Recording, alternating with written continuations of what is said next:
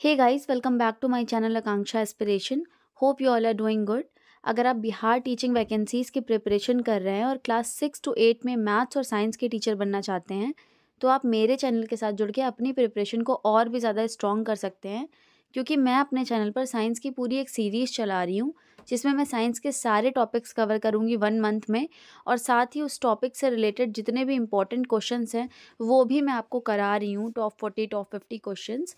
इससे पहले मैंने सेल और टिश्यू टॉपिक के जो टॉप 50 क्वेश्चंस है, बिल्कुल एनसीईआरटी बेस्ड, वो सारे क्वेश्चंस मैंने आपको करा दिए हैं और उसका लिंक मैं डिस्क्रिप्शन बॉक्स में दे दूंगी। अगर आपने वो वीडियो अभी तक देखा नहीं है तो उसको देख लीजिएगा। साथ ही उन क्वेश्चंस की पीडीएफ भी अवेलेबल है मेरे टेलीग्राम चैनल आकांक्षा एस्पिरेशन पर, वहाँ से भी जाकर आप उन चीज़ों को डाउनलोड कर सकते हो। इससे पहले मैंने साइंस की 1 मंथ सीरीज़ में 8 क्लासेस ले रखी हैं, उसको भी आप ज़रूर देख लीजिएगा। उसका भी मैं उस प्लेलिस्ट का भी जो लिंक है वो मैं डिस्क्रिप्शन बॉक्स में दे दूँगी। और इससे पहले 8 क्लासेस मैं करा चुकी हूँ। ये मेरी 9वीं क्लास है, जिसमें मैं माइक्रो ऑर्गेनिज्म से रिलेटेड बातें आपको बताऊँगी। कौन कौन से डिजीज़ कॉज करते हैं, किस तरीके से हमें ये हेल्प करते हैं, माइक्रो ऑर्गेनिजम्स कितने टाइप के होते हैं, ये सारी बातें आपको बताऊँगी। साथ ही जो इंपॉर्टेंट चीज़ें हैं सिर्फ वही डिस्कस करने की कोशिश करूँगी, क्योंकि टाइम बहुत कम है। 1 मंथ का आपके पास टाइम है और इसमें आपको सारे टॉपिक्स कवर करने हैं। तो इस तरीके से सिर्फ इंपॉर्टेंट चीज़ें आपको बताने वाली हूँ। इसका भी पीडीएफ आपको मेरे टेलीग्राम चैनल आकांक्षा एस्पिरेशन से मिल जाएगा। इससे पहले जो वीडियोस थे वो मैं सारे जितने भी मैंने लेक्चर्स लिए हैं साइंस की सीरीज़ के, वो मैंने बोर्ड पर लिए हैं। मैं बोर्ड पे क्लासेस ले रही थी, लेकिन मेरे हाथ में थोड़ी प्रॉब्लम होने की वजह से मैं बोर्ड पे क्लासेस नहीं ले पा रही हूँ।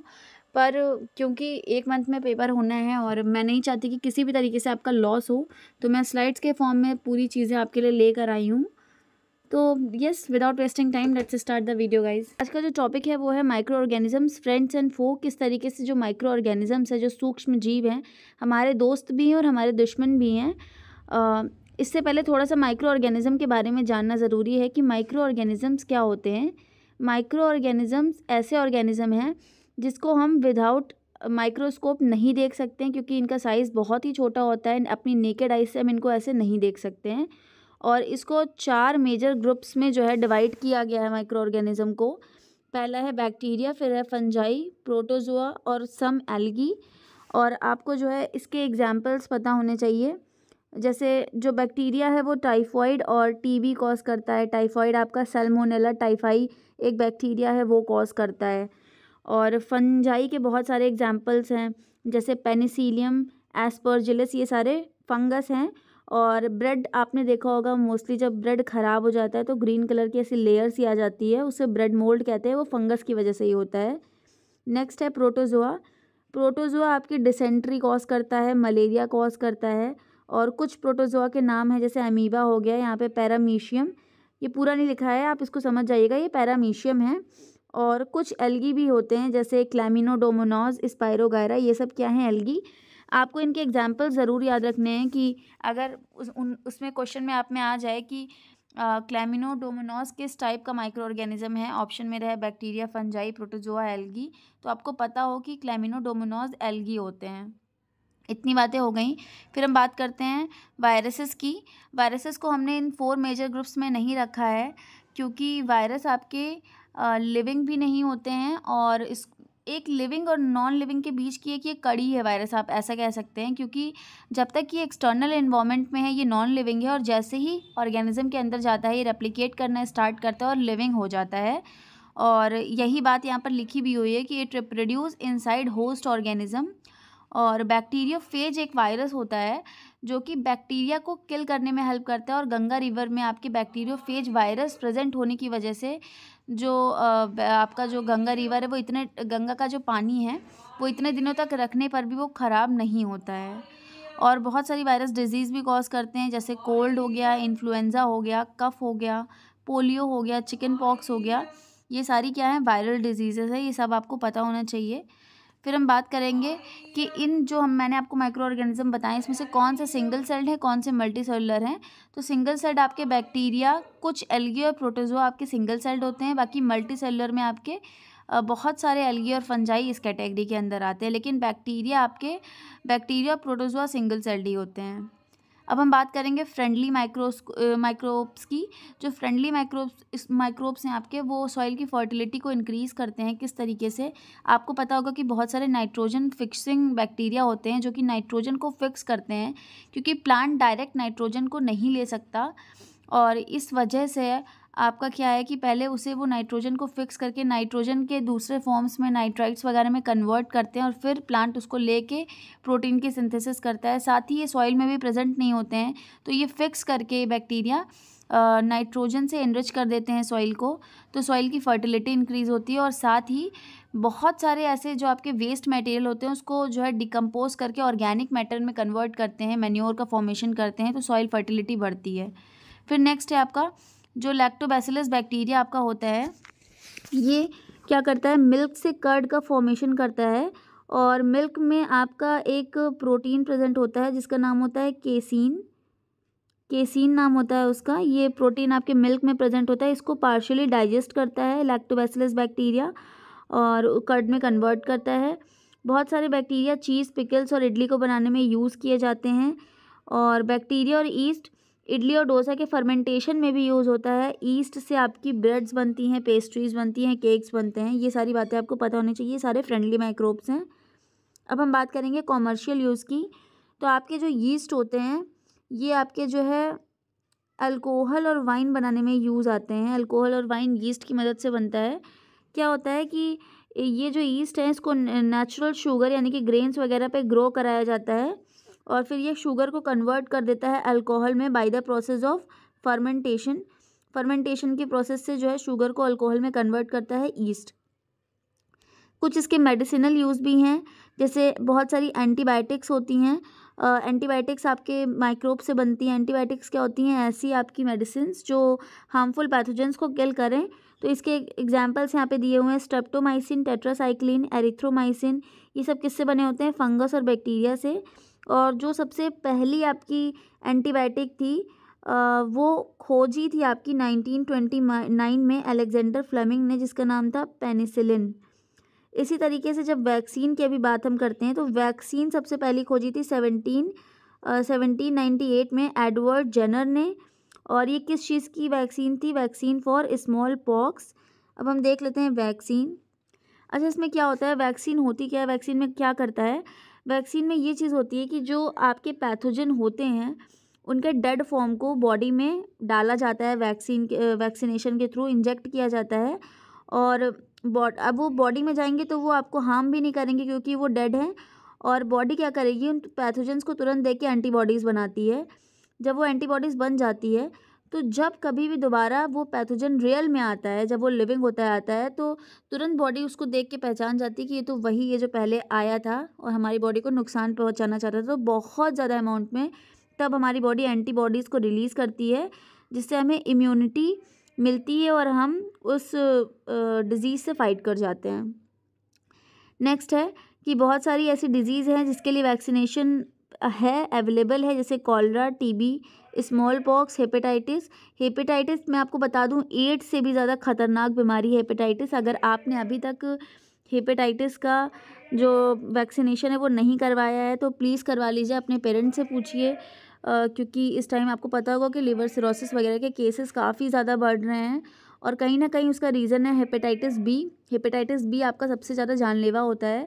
तो ये थोड़ा सा मतलब जागरूकता वाली बात है कि देख लीजिए आपके घर में किसी को इसका जो वैक्सीनेशन है हुआ है कि नहीं हुआ है। खासकर अपने पेरेंट्स को ज़रूर इसका वैक्सीनेशन करा दीजिए। और पोलियो वैक्सीन के लिए पल्स पोलियो प्रोग्राम चलाया गया था गवर्नमेंट ऑफ इंडिया की तरफ से, ये आपको पता होना चाहिए। ये मैं आपको बता चुकी हूँ कि सॉइल की फर्टिलिटी किस तरीके से इंक्रीज़ करता है। कुछ बायोलॉजिकल नाइट्रोजन फिक्सर्स होते हैं जो कि नाइट्रोजन को फिक्स करते हैं और सॉइल की फर्टिलिटी को इंक्रीज़ करते हैं, जैसे कि आपका साइनोबैक्टीरिया। साइनोबैक्टीरिया आपको मैं लिख नहीं पा रही हूँ एक्चुअली इस पर। साइनोबैक्टीरिया आपके नाइट्रोजन को फिक्स करते हैं और फर्टिलिटी इंक्रीज़ करते हैं, साथ ही इन्वायरमेंट को क्लीन करने में भी हेल्प करते हैं। अब बात करेंगे हम पैथोजेंस की। पैथोजेंस क्या होते हैं? हार्मफुल माइक्रोब्स जो हमारी बॉडी में इंटर कर जाते हैं, कैसे भी, एयर के थ्रू, वाटर के थ्रू, फूड के थ्रू, और कुछ कम्युनिकेबल डिजीज़ेज़ होती हैं, जैसे कम्युनिकेबल डिजीज़ मतलब होता है जो एक एक इंसान से दूसरे इंसान में ट्रांसफ़र हो जाए, जैसे cholera, common cold, chicken pox, TB. इसीलिए कहा जाता है कि अगर आपको इसमें से कोई भी बीमारी है तो आप कुछ दिन के लिए इंक्यूबेट कर जाएँ, थोड़े टाइम के लिए, ताकि वो फैले नहीं चीज़। और कुछ कैरियर्स भी होते हैं पैथोजन के, जैसे कि हाउस फ्लाई, आपने एक नाम ज़रूर सुना होगा, फीमेल एनोफ्लीज मॉस्किटो का। ये क्या करता है, जो पैरासाइट ऑफ मलेरिया है, मलेरिया जो कॉज करता है पैरासाइट जिसका नाम है प्लाज्मोडियम, उसको कैरी करती है ये फीमेल एनोफ्लीज मॉस्किटो। और जैसे ही ये काटती है किसी ऑर्गेनिज्म को, क्या होता है कि उसके में ये मलेरियल पैरासाइट चला जाता है और उसको मलेरिया कॉज करता है। इसी तरीके से जो डेंगू है, डेंगू आपका फीमेल एडीज़ आपका जो है एक मॉस्किटो है, वो कैरी करती है इस वायरस को, जिसका नाम है डेंगू वायरस ही उसका नाम है, और डेंगू को कॉज करती है ये दूसरे ऑर्गेनिजम्स में। अब यहाँ पे कुछ डिजीज़ेस के नाम लिखे हुए हैं, आपको ये बताया गया है कि किसके थ्रू होते हैं और इसका ट्रांसमिशन कैसे होता है। अभी हम डिजीज़ के बारे में और भी डिटेल में पढ़ेंगे। जैसे टीबी आपकी बैक्टीरिया से होने वाली डिजीज़ है, एयरबॉर्न डिजीज़ है, इसका ट्रांसफ़र एयर से बहुत ज़्यादा होता है। कॉलेरा आपकी बैक्टीरिया, माइक्रो ऑर्गेनिज्म कौन है इसका, बैक्टीरिया कॉज करता है, वाटर फूड से ट्रांसफ़र होती है। टाइफॉइड भी बैक्टीरिया कॉज करते हैं, वाटर से ट्रांसमिशन होता है। मीज़ल्स आपके वायरस कॉज करते हैं, एयर से जो है आपका ट्रांसफ़र होता है। चिकन पॉक्स वायरस कॉज करते हैं, एयर और कॉन्टैक्ट से इसका जो है ट्रांसफ़र होता है। पोलियो वायरस कॉज करते हैं, एयर और वाटर से आपका ये ट्रांसमिशन होता है। हेपेटाइटिस ए वायरस कॉज करता है, वाटर से ट्रांसमिशन होता है। और मलेरिया प्रोटोजोआ कॉज करता है मॉस्किटो के थ्रू जो है, किस मॉस्किटो के थ्रू, फीमेल एनोफ्लीज मॉस्किटो के थ्रू ये प्लाज्मोडियम जो है आपका प्रोटोजोआ है, ये कॉज करता है मलेरिया।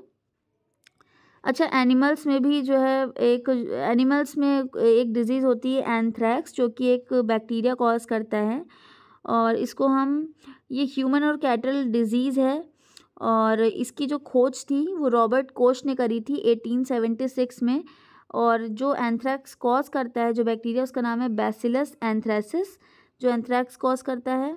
और आपकी फूट एंड माउथ डिजीज़ एक होती है, वायरस कॉज करता है, ये कैटल की डिजीज़ है। अब कुछ प्लांट से होने वाली डिजीज़ भी बताई हुई, जैसे सिट्रस कैंकर एक डिजीज़ होती है जो कि प्लांट्स में होती है, माइक्रोब्स कॉज करते हैं और एयर के थ्रू ये फैलती है। रस्ट ऑफ व्हीट आपके फंगस से होने वाली एक जो है एक डिजीज़ है, और एयर और सीड के थ्रू फैलती है आपकी। Yellow vein of mosaic of भिंडी, ये किससे थ्रू होती है, वायरस के थ्रू होती है, और फैलती किसके थ्रू है, इंसेक्ट्स के थ्रू फैलती है। तो ये बातें आपको पता होनी चाहिए, याद होना चाहिए। फिर कुछ फूड प्रिजर्वेशन मेथड्स हैं कि हम किस तरीके से अपने फूड को प्रिजर्व कर सकते हैं। पहला है इसमें आपका केमिकल मेथड। केमिकल मेथड में जैसे सॉल्ट और एडिबल ऑयल से भी आपके जो है फूड को प्रिजर्व किया जाता है, जैसे पिकल्स वगैरह। और कुछ आपके एसिड्स भी डाले जाते हैं, जैसे सोडियम सॉल्ट और एसिड डाले जाते हैं, जैसे सोडियम बेंजोएट, मेटाबाइसल्फाइड, ये सारी चीज़ें जैम्स और स्क्वैशेस को आपके प्रिजर्व करने के लिए यूज़ किया जाता है। ये सोडियम बेंजोएट एक काफ़ी सुना हुआ फूड प्रिजर्वेटिव है, मुझे लगता है आप लोगों ने भी सुना होगा इसे। तो ये सारे नाम आपको याद होने चाहिए कि कौन कौन से फूड प्रिजर्वेटिव हैं, सोडियम बेंजोएट, मेटाबाइसल्फाइड, ये सारी चीज़ें। कॉमन सॉल्ट से भी आपकी मीट और फिश वगैरह को प्रिजर्व किया जाता है, रॉ मैंगो को, टमारेंट और आंवला, ये सारी चीज़ें आपकी कॉमन सॉल्ट से भी प्रिजर्व होती हैं। जैम, जेलीज, स्क्वैशेस, ये सारी जो चीज़ें हैं, इनमें मॉइस्चर का कंटेंट कम करने के लिए शुगर का यूज़ किया जाता है। ऑयल और विनेगर से भी हम चीज़ों को प्रोटेक्ट करते हैं, जैसे पिकल्स हो गया आपके, अचार, vegetable, fruits, fish and meets.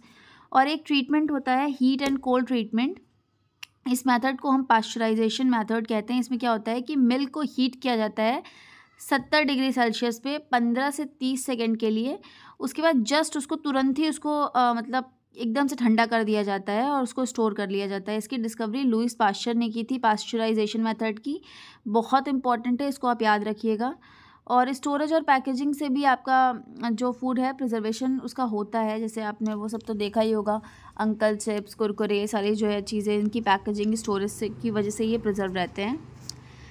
अब हम बात करने वाले हैं कुछ माइक्रो ऑर्गेनिजम्स की, और साथ में हम देखेंगे कि ये कौन कौन सी डिज़ीज़ कॉज करते हैं। तो यहाँ पर आप अगर पैथोजन देखें तो सबसे पहले वायरस को देख लेते हैं। वायरस आपके common cold, influenza, dengue, hepatitis B, chicken pox, measles, mumps, AIDS, swine flu, ये सारे डिजीजेस वायरस कॉज करते हैं। साथ में आपको पता होना चाहिए कौन सा वायरस स्पेसिफिकली कॉज करता है, क्योंकि ये चार्ट बहुत इंपॉर्टेंट है, इसको आप तैयार कर लीजिएगा। पता नहीं कौन सी डिजीज़ आपसे पूछ रहे और पूछे कि ये कौन सा प्रोटोजोआ कॉज करता है, कौन सा बैक्टीरिया कॉज करता है, स्पेसिफिकली उसका नाम बताइए। तो ये चीज़ें आपको पता होनी चाहिए। तो कॉमन कोल्ड आपका राइनो वायरस कॉज करता है, इन्फ्लुएंजा आपका इन्फ्लुएंजा वायरस ही कॉज करता है, डेंगू आपका एक फ्लैवी वायरस फैमिली का एक वायरस है जिसको हम डेंगू वायरस ही कहते हैं, वही कॉज करता है। एडीज मॉस्किटो इसका जो है आपका ट्रांसमिट करता है। हेपेटाइटिस बी आपका हेपेटाइटिस बी वायरस कॉज करता है। चिकन पॉक्स आपका वैरसिल जोस्टर वायरस कॉज करता है। और एड्स आपका HIV human immuno deficiency virus cause करता है। और जितनी भी सबसे खतरनाक बीमारियां वायरस से होती हैं।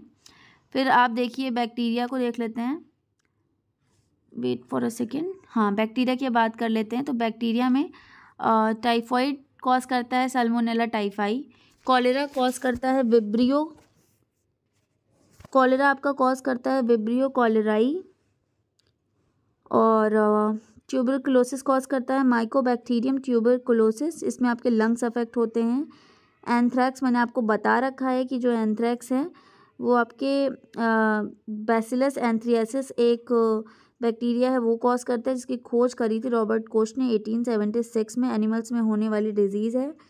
टिटनेस आपके क्लोस्ट्रीडियम टिटेनाई एक बैक्टीरिया है वो कॉज करता है। फूड पॉइजनिंग भी आपका बैक्टीरिया कॉज करता है। सिट्रस कैंकर एक डिजीज़ है, वो भी आपका प्लांट में होता है, बैक्टीरिया कॉज करता है। निमोनिया भी आपका बैक्टीरिया कॉज करता है। फिर कुछ हम फंगल डिजीज़ देख लेते हैं, जैसे रिंग वॉर्म हो गया। बहुत सारे जो स्किन इन्फेक्शंस होते हैं मोस्टली वो फंगस की वजह से ही होते हैं। और रस्ट ऑफ व्हीट ये एक प्लांट का इन्फेक्शन है, ये फंजाई कॉज करता है। अब देख लेते हैं प्रोटोजोआ। प्रोटोजोआ में मलेरिया कॉज करता है प्लाज्मोडियम, इस पर्टिकुलर प्रोटोजोआ का नाम है, मलेरिया को कॉज करता है। काला आज़र डिजीज़ है, ये भी प्रोटोजोआ से होती है।